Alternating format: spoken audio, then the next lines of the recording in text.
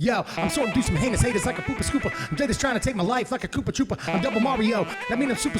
And I'm freaking dangerous like a Chupa Cabre. What's up, my wizards? Dev, SBMTG down there, getting to do a deck tech again today. It really has been a while. This time it's been like a week since I did a deck tech. Here's one that's been in the making for a long time. We've been talking for, what, like a month and a half now about Solar Flare. Some of you are probably like, what is Solar Flare? I like Dragon Ball Z. Basically, some of you probably remember this deck. This is a deck that dominated Standard like a decade ago, and it's really cool. It's an Esper control deck that doubles as a reanimation deck. We've got a lot of really cool ways of making this work in the current Standard. The first question we need to ask ourselves, we're going to build a Reanimator deck really in any format at all, is what are the best spells that reanimate creatures? Let's build from the top down and discuss reanimation spells first. Well, usually a Reanimator deck's going to want to go as fast as possible. Play spells like Reanimate, look at that. It's a pretty obvious one. Only costs the 1 mana. Or Exhume costs 2 mana. In Standard, though, we don't have the option to go fast. So we do have something, though, in Standard that lends itself very well to a control strategy, which is luckily what we're playing. We want to go late into the game. We want to cover the early game well. And something like Ever After really lends itself to that kind of strategy very well. Not only that, but there's some really cool tricks with Ever After in the current Standard. Not the least of which, probably the best of which, is Sidisi Undead Vizier, which we've still got for a couple of months until Kaladesh comes out late September, like the last day of September. So we still got this card for a few months, and this is probably the best use that I've seen for it, honestly. This is a cool little combo, and it's cool when your Esper control deck can be a combo and Reanimator deck, and a control deck all at the same time. And it works together really well, mostly because of the consistency and versatility that a combo like this enables. Mostly, here's what we're going to be looking to do. Early on in the game, we're going to control the board with 2 mana removal like Grasp of Darkness and Ultimate Price, 3 mana removal like Ruinous Path and Anguished Unmaking, things like that, just control the board. We've also got Languish on turn 4. By turn 5, though, we want to play our Sidisi Undead Vizier, exploit her to herself, go get the Ever After. Then, turn 6, we're going to play the Ever After, get Sidisi and often another creature out of the graveyard. What will happen then is that Ever After will resolve, go to the bottom of your library. You can then exploit Sidisi to herself to go get Ever After again. You can also obviously exploit the other creature that you got back with Ever After instead of Sidisi if that's what you want to do. But it's best to keep putting Sidisi in the graveyard so that you can Ever After it next turn and then do this all over again. So basically it's, Ever After, get Sidisi back, exploit her to herself, put the Ever After back into your hand because after it resolves, it's on the bottom of your library. Go search it up with Sidisi, put it back into your hand. Next turn, you'll be able to play it again. This basically means that we'll be able to get Sidisi and another creature every single turn, and sometimes that's crazy value. Now that I've explained the combo, I should tell you that we're playing 2 copies of Ever After and 3 copies of Sidisi in the deck. We don't need to play too many copies of Ever After. We're going pretty long if we have our way, and we've got a lot of ways of drawing cards and hitting an Ever After. Not only that, but Sidisi obviously searches up Ever After for us. But 2 is fine, and like Sidisi, I just don't want to hit the legend rule too much, but I do want to play at least the 3 copies so that we can consistently draw her. She's obviously very important. So we got this cool combo going.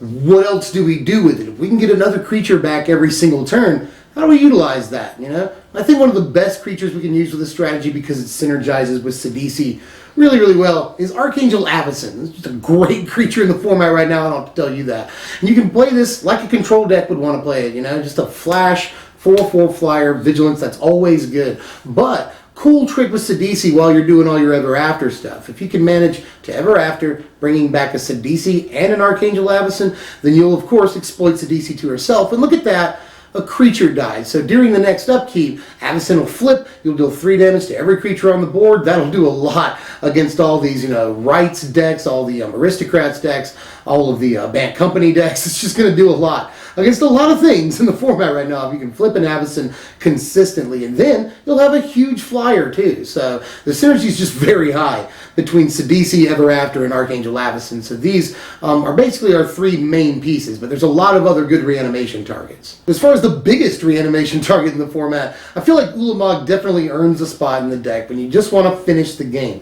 And you can make an argument for the cause, Kozilek could go in here because we're a control build. We'll have a lot of different cards at different mana costs, so his, discard things to counter spells could be really good, but when we play a big Eldrazi, we just want to end the game, and Ulamog's very good at doing that. even if we don't get the cast trigger. If they're facing down an Ulamog, they have to win the game in a couple of turns, even if they have chump blockers. So want to at least have the option of searching up an Ulamog. Another one-of reanimation target in the deck is a Linvala. We gotta at least play one copy of Linvala. Very good against all the aggro decks in the format if you can get there. Just incredibly good.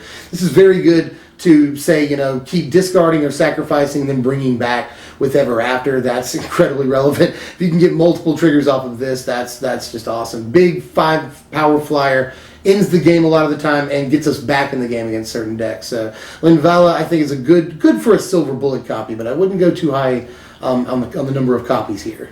And to finish the big meaty creatures, we'll play 2 copies of Kalitas in the deck. Again, we want to control the early game with removal, and we're packing Languish in the deck. So Kalitas is very synergistic with all of our removal, and very good again against all the rights decks, and just decks that want to sack creatures in the format. Very good against those. So just stops them cold. The Aristocrats deck can't do anything against Kalitas.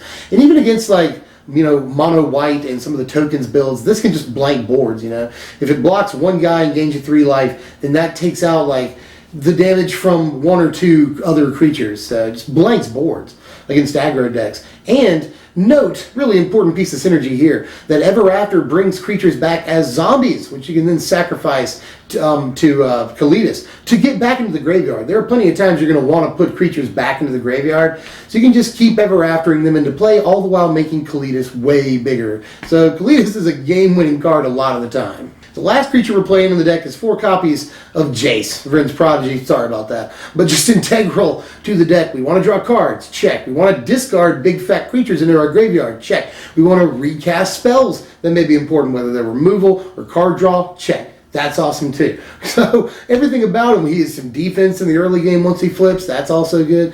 Everything about Jace, absolute perfectly amazing for the deck. So I'm sorry, but we gotta play him, guys. Just probably the best thing in the format as far as discarding cards goes, and all the while also drawing his cards. And once he flips, he gets absolutely nuts. He's also not a terrible reanimation target for a couple of reasons, If you can reanimate him and keep him around for a turn in the late game, he'll almost certainly flip when you activate him when he loses summoning sickness. So that's one reason. And also, sometimes he's good exploit fodder, You bring back Sidisi and a Jace, and you just exploit the Jace and keep your stupid 4-power Death Touch creature on the battlefield, There's a lot of versatility in the deck with all the options that you have here, and I'm just pointing them all out. Sometimes Jace will be a target for Ever After. So those are all the creatures in the deck, and the rest of the deck is basically devoted to making sure that we can remove creatures in the early game. That's incredibly important.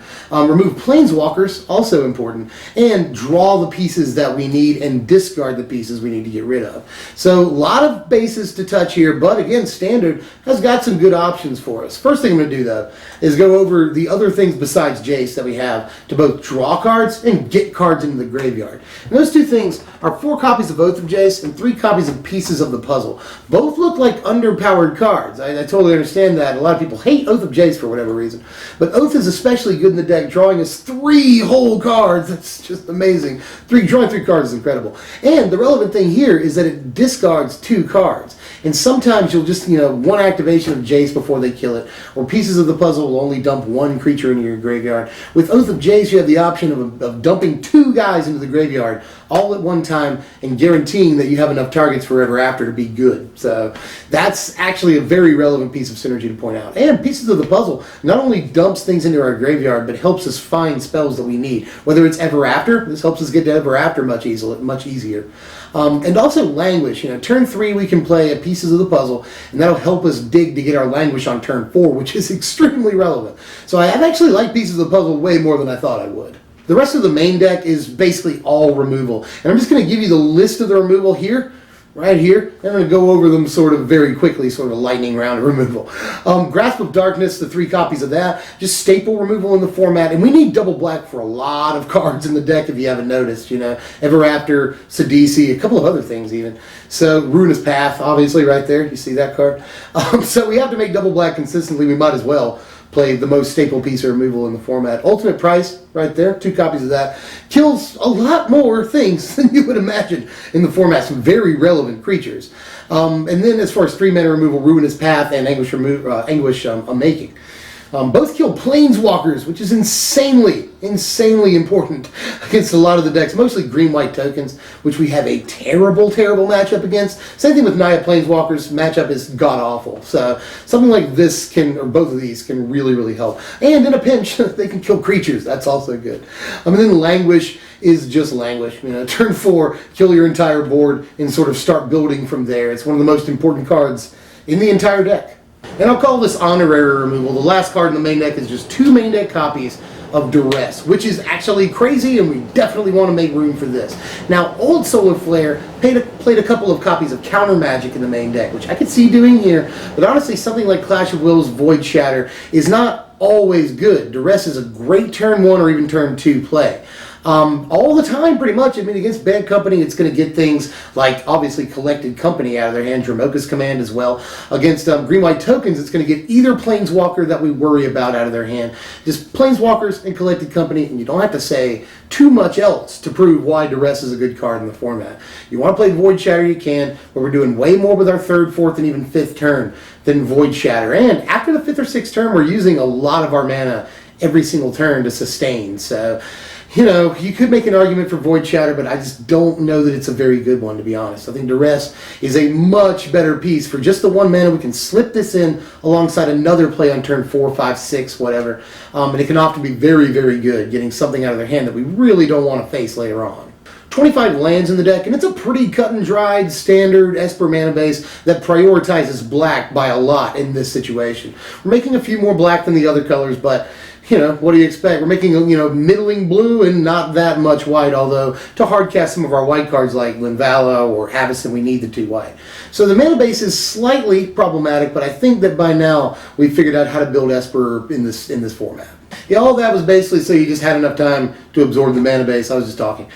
Here's the sideboard right here, and it's pretty darn important, but also fairly cut and dried. The main point I want to make here is the Silumgar right here. The Dragon Lord Silumgar could be in the main deck, and my buddy Tony, a lot of you know him from the channel, really likes Dragon Lord Silumgar in this deck. His is in the main deck. I'll put mine in the sideboard. It's very good against certain matchups, but the most important thing to note here is that there is a trick. Always a trick. When you get a Dragon Lord Silumgar and a Sidisi with an Ever After, you can stack the triggers in such a way that Silumgar steals a creature, and then you exploit it to the Sidisi. That's a pretty cool trick right there. And here are your power rankings. A final score of 65. Not a bad score and definitely competitive. Now, Esper Control has had its problems in this format, and that's because in some ways it doesn't play enough threats. Now, after turn 6 mostly, or at turn 6, we turn the corner and become a much more aggressive deck. We're doing something completely different than most control decks do at that time in the game. It's just threat after threat after threat every single turn if we can get our combo going. If not, then we've still got plenty of removal pieces to sort of stave the game off until we can start going off. So this deck turns the corner in a much different way than most Esper Control decks do in this format right now. Even the Esper Dragons deck, which plays a fair amount of threats itself. This one plays them much more consistently and is very versatile in the threats that it can play. So they're not going to see it coming. There's also that. And it's just a fun freaking deck, man. People like Control, people like Reanimator. These are 2 of my favorite deck types. Combo decks, too. Another one of my favorite deck types. And it just jams them all into one deck, and it works a lot more precisely than you might imagine. Only bad news is that the deck is going to cost you about $450 on the top end to make. That's because Jace is still fairly expensive. The mana base is relatively expensive. You got Ulamogs and Avacyns and Kalatas, Not an incredibly cheap deck to make, to be honest with you. But proxy it up if you have no money like me. Play it on X-Mage if you have no money like me. And if you have the cards, because you're awesome and you've worked hard, or you're just lucky, that happens too. Then just play this deck at your FNM, because I think that it's going to be at least the darling of FNM. It might not win you the entire thing, but people are going to be like, did you see that awesome Reanimator Control deck that guy was playing? That's all I've got for now, Wizards, but there are a couple of deck techs I want to push out before Eldritch Moon comes out. That said, I still want to hear your suggestions for deck techs and decks that you want to hear about after Eldritch Moon comes out. That in mind also, there's going to be more Eldritch Moon spoilers, especially starting Monday. We'll get some more spoilers, and I think that'll start like actual for realsy spoiler season. So stay tuned for all of that, and we'll be at you with more content. Subscribe for that, and then like this content. That seems prudent if you enjoyed it. And I'll see you guys next time. I'm Dev from SBMTG. Thanks for watching, my Wizards.